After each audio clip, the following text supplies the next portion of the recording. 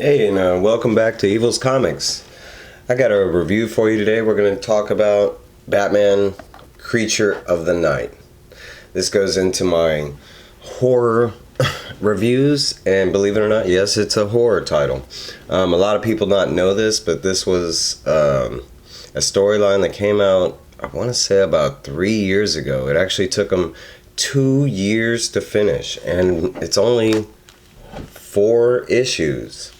So you talk about something that took a long time for them to come out with. You're not kidding. The last book, I didn't even think it was going to drop. And honestly, I don't even think it hit comic shops. I had to actually buy the last one online. I couldn't find it anywhere. But I will say the last one, it came out like, I want to say right as the pandemic hit, as I remember it. So anyways, Batman Creature of the Night, this is done by Kurt Busiek and John Paul Leon. I know I got the John Paul right, but the Kurt Busiek, I'm sorry if I'm not good with names. Okay, so Batman Creature of the Night, this is kind of like an Elseworld story, but not really. It's not an Elseworld story because this does not follow Bruce Wayne Batman. This is kind of like a what if story, but in a whole different kind of light. It's trying to be a Batman story that's more grounded and rooted in real life, but not like the Dark Knight trilogy from Christopher Nolan. This is more a different take on that, but still grounded nonetheless. I do have one major negative remark about this besides the book taking so long to come out. Overall, read the art, the story. I want to give it like, story-wise, I want to give it like a 5 out of 5. I mean, it was a great story. Art-wise, I want to give it like a 4. I want to say this art isn't for everybody. It has like a 70s kind of feel to it. I really liked the art. It went with the book completely because there's a lot of psychological edges to the book, and we'll get there.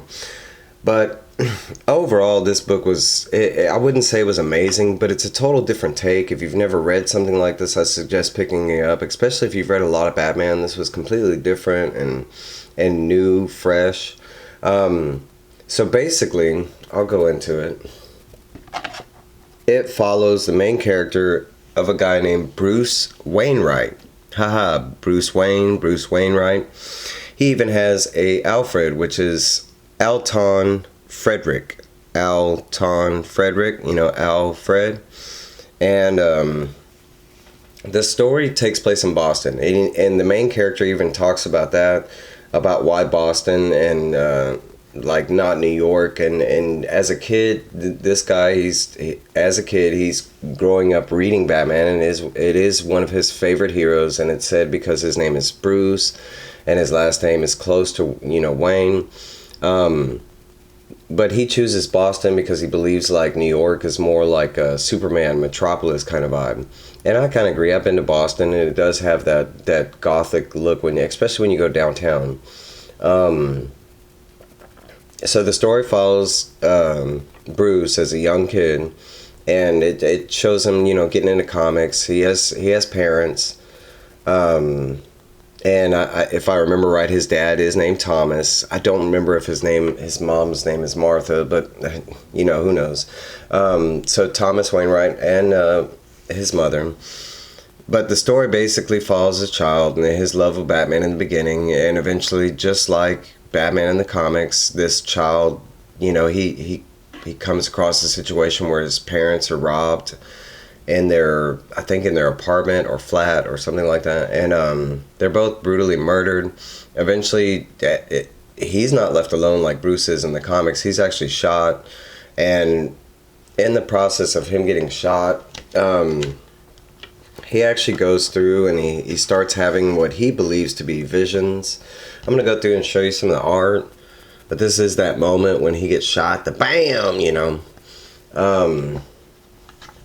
It follows things very closely to the Batman, main story as far as like, oh, he's got his Alfred, he's got his parents that were killed. He does have a Commissioner Gordon. It's not commissioner, it's just an officer. But this guy right here, as he wakes up, this is the first time he encounters Gordon, just like in the comics. This Gordon tries to comfort him. He even he even calls him Commissioner Gordon because he's coming out of being sedated after he's being healed after being shot. And the Gordon's name is not James Gordon, it's Gordon Hoover. But there's a lot of similarities as far as, main continuity with this one. I can show you some more art. But the story follows a kid and his parents are murdered. He is taken in by his uncle, which is Alton Frederick, hence his Alfred.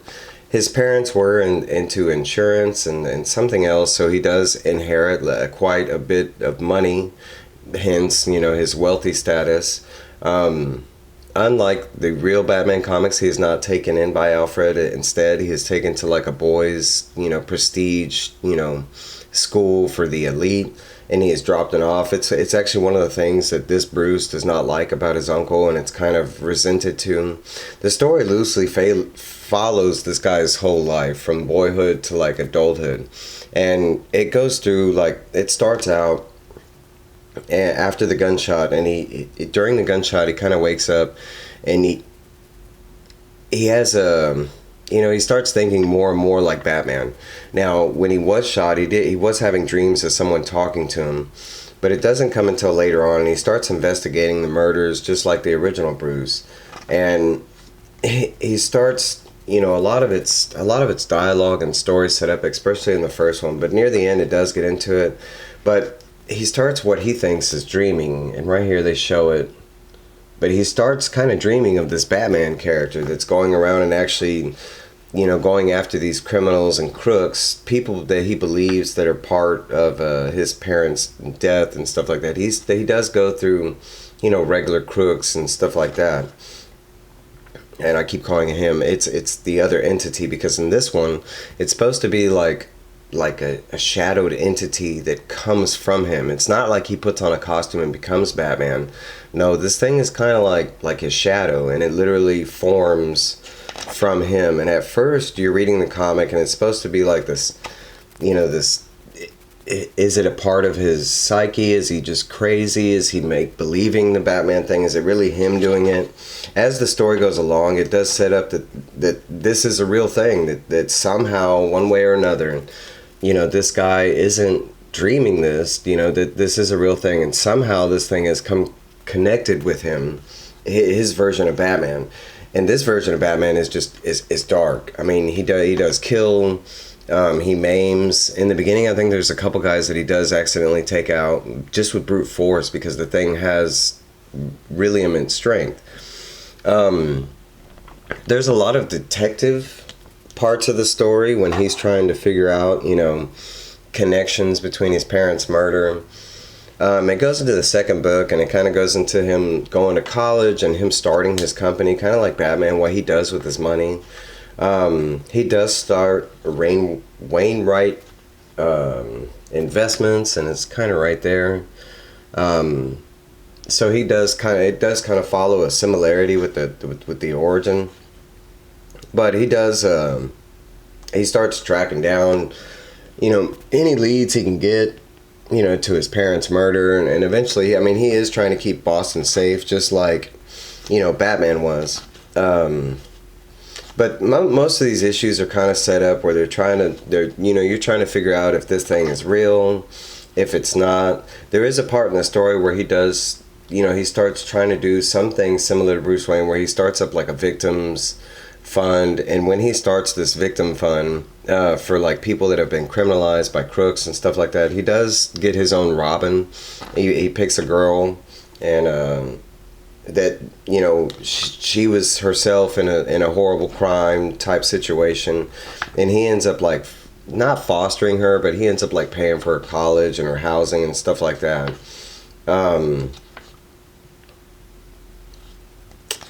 But overall, the main part of it is him, it's him building up this company and trying to be a wealthy, using the money in the right way.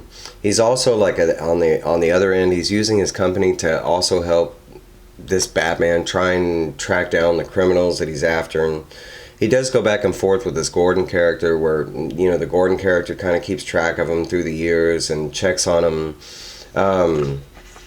It gets to one point where they do make this Bruce go to psychiatry, because people start noticing that he's getting a lot darker, and that the Batman side of him is kind of, getting a lot darker and more dangerous. And so there's some parts where they do make him go to psychiatry and stuff like that.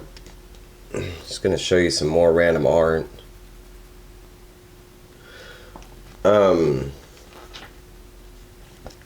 But overall, in the main story, you finally get to like the third one, and it's kind of revealed that it's not his psyche, even though they've given him drugs and this and that. And he really starts trying to figure out what this Batman is, and that's kind of like, he's done the whole like tracking down crooks, and he's starting to notice that the Batman side of him is kind of messing up his life. He's kind of distancing himself from his Alfred, from his Robin. The actual Batman is getting a lot more dangerous.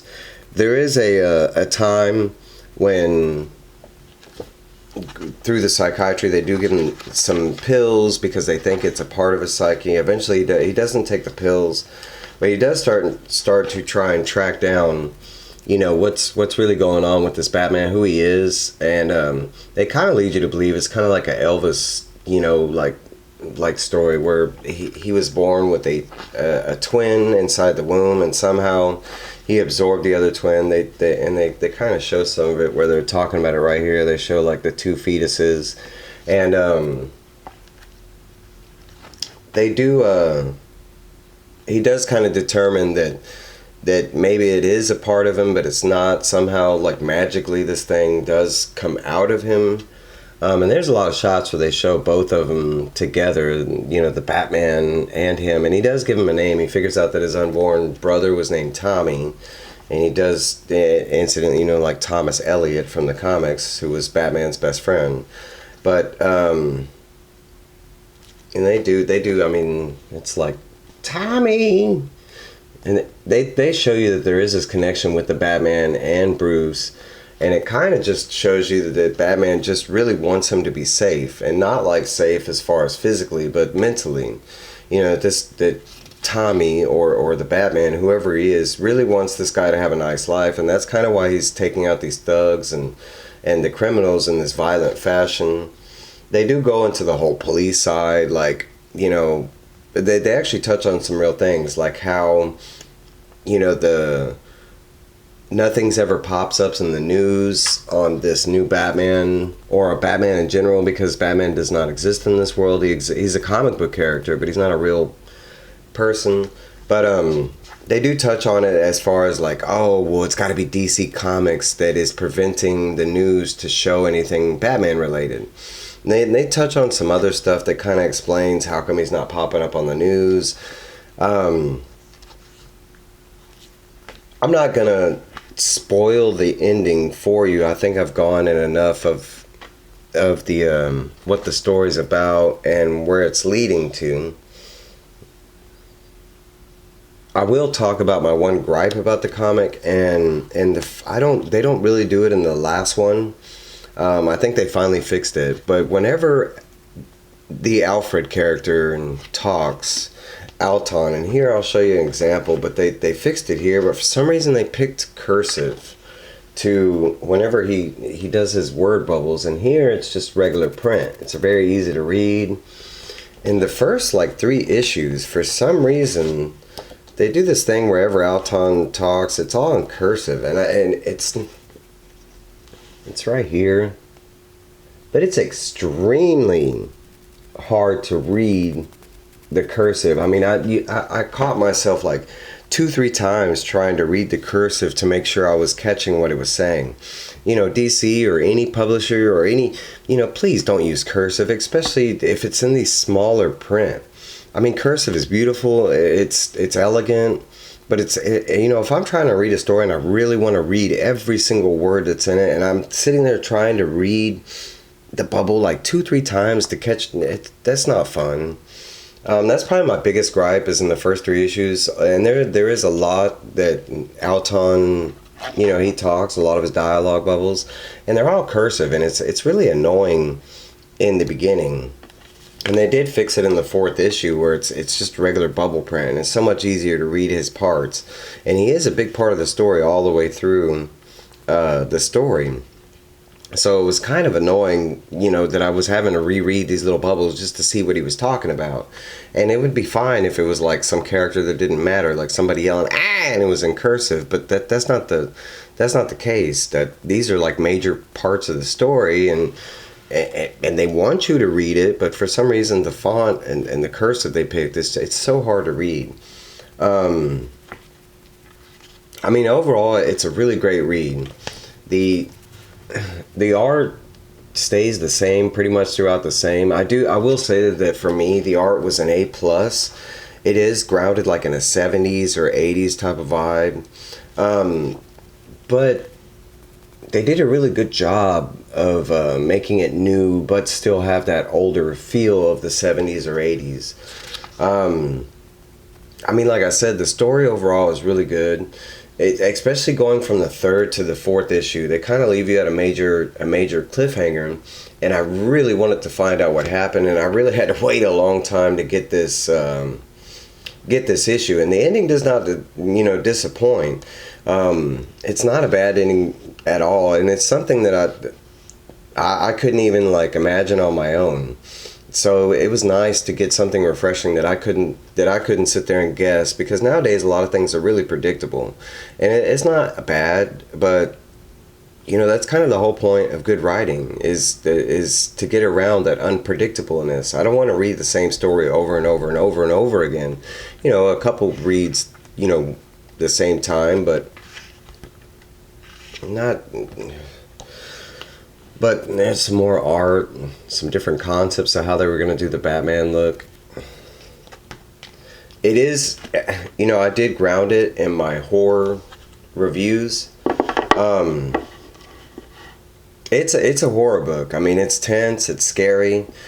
I wouldn't say it's scary as far as like monsters or anything like that, but I mean, nonetheless, it's a different Batman story altogether, especially if you've never read another type of Batman story, only a superhero stuff. This is definitely the read for you, because it opens up all kind of different doors and windows into his world, you know, and that's good writing, you know, I mean, he had been around by 80 years by this time in comic books, and it took them this long for them to write a story that was like this. I will say that they come in these nice, prestigious, you know, the extra, you know, prestige format. It's nice hardcover. I mean, every page is very sturdy and solid. I've seen these at you know, like at my half price books, and I've seen them other places. So they're really cheap. It's not like any kind of key or anything like that. But for a cheap read that you can find pretty easily now, I do recommend this story if you can find it digitally, if you can find it single issues, if you can find it in a set. This would be a very recommended read from me. I thought it was really good. There have been some not so great Batman stories of the years, and this is one of the better ones in my opinion. Like I said, it was fresh. They did a really good job. I'm really surprised they actually allowed it, because there's some parts that I didn't think DC would actually do. But overall, you know, I want to say, you know, overall, if I had to give it a ranking out of 5 or something like that, I'd say it's a 4 out of 5. It's not the best thing I've ever read, but it's definitely not the worst, and it's definitely not mediocre. It's got some stars that are added to it.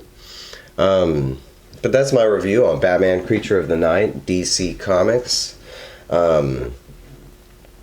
You know, if you like this, give me a like. If you have read this, let's talk about it. Hash it out. What you like about it, what you didn't like. Were there other things that I missed? And there's a lot of stuff that I missed that I really didn't go into. I don't want to reveal the whole story for you. But if you haven't already, You know, let's get you subscribed up, hit that bell. And I'm trying to drop videos daily now, trying to pump them out as much as I can. Keep y'all interested, keep you entertained. So thanks for being here, and I'll see you next time.